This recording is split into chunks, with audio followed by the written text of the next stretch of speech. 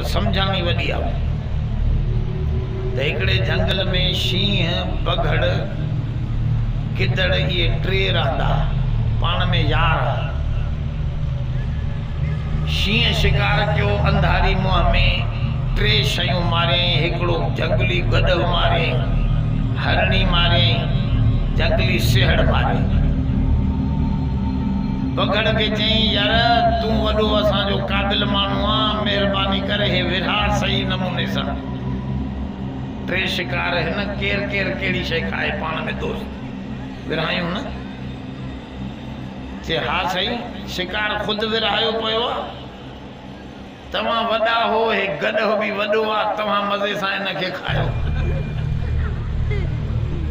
मां विचोलो आहियां, इहो हरण बि विचोलो आहे, मां हिन हरण खे मुंहुं ॾियां। बघड़ चयो ऐं गिदड़ नंढड़ो आहे, उनखे जंगली सिहड़ बि पलियल आहे, उनखे ढव कराईंदो। शिकार त ख़ुदि विरहाया पिया, हिन ॿियो छा विरहायो। त शींहं खे कावड़ लॻी शिकार मां कयां, वरी मोतबर सुठो हरण वरी हे खाए। शींहं जो चंबो मशहूर आहे, फेराए ठका जो कढाई हुनजे मग़ज़ में, बघड़ जे मग़ज़ में, त दोस्त जो मेजालो ई निकिरी पियो, फतकी फतकी मरी वियो। गिदड़ खे चई हे चंडो त हलियो वियो, तूं सही नमूने विरहा। चए हा साईं मां विरहायां थो। गिदड़ सियाणो हो, उन चयो अदा साईं मां हथ ॿधी तव्हांजो ग़ुलाम नौकर, मां जो कहिड़ो तव्हां सां लेखो। रात वॾी आहे, तव्हां नाश्तो हिन वॾे गॾ सां कयो, वरी टपा बपा ॾेई घुमी फिरी मांझांदो हरण बि तव्हां खायो, वरी रात जो मानी थोरड़ी खाई बि आहे, इन करे सिहड़ बि रात जो तव्हां खायो। गिदड़ सम्झो मां त बचत में ई कमु हलाए वेंदुसि।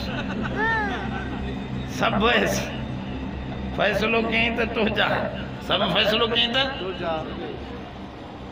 ऐं इहो उसूल आहे त माण्हूअ ॾे सियारे जा अंगर हर को सोरींदो आहे, चवंदो आहे मूंखे उहो फ़ैसिलो मंज़ूर आहे जेको मूंखे फ़ाइदो ॾियारे। असांखो माण्हू मसइला पुछंदा आहिनि, पोइ चवंदा आहिनि साईं जेकॾहिं शरीयत जे फ़ैसिले में असांखे फ़ाइदो आहे त पोइ मां इहा रिट रखंदोमांव त शरई फ़ैसिलो कयो, जो न त पोइ राजूणो त आहे ई आहे, उन में त मां खटे वेंदोमांसि।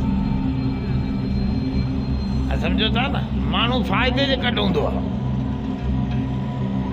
हिकिड़े चरे खे ॾिना ऐं सियारे में अंगर सेकियईं थधि में, पोइ चवे पियो अला साईं इहे त मूंखे क़बर में बि ॾिजे। अने अंधे खे ख़बर न हुई त इहे अंगर क़बर में आया त पोइ ख़ैर त पोइ फ़ाइदो जो माण्हू ॾिसंदो आहे वक़्ती। त शींहं खे गिदड़ जो फ़ैसिलो फ़ाइदे में लॻो, चई यार वाह जो फ़ैसिलो कयो थी सोणा, इहो काथों सिखियो आहे, एॾा सुहिणा फ़ैसिला बहितरीन, तूं त इनाम जो हक़दार आहे। काथों सिखी यार, पढ़े छा काथे? जे न साईं हुन हरामी जो मेजालो निकितो पियो आहे, हितां सबक़ मिली वियो आहे। इहा ई ॻाल्हि हदीस में, सोने करीम जे फरमान में असईदु लिमन फ़ुइज़ बिग़ैरिही, हुज़ूर जन फरमायो बख़्त वारो तव्हां में उहो माण्हू आहे जो ॿिए जी हालत ॾिसी सम्झी वठे। ॿियनि नबियनि जा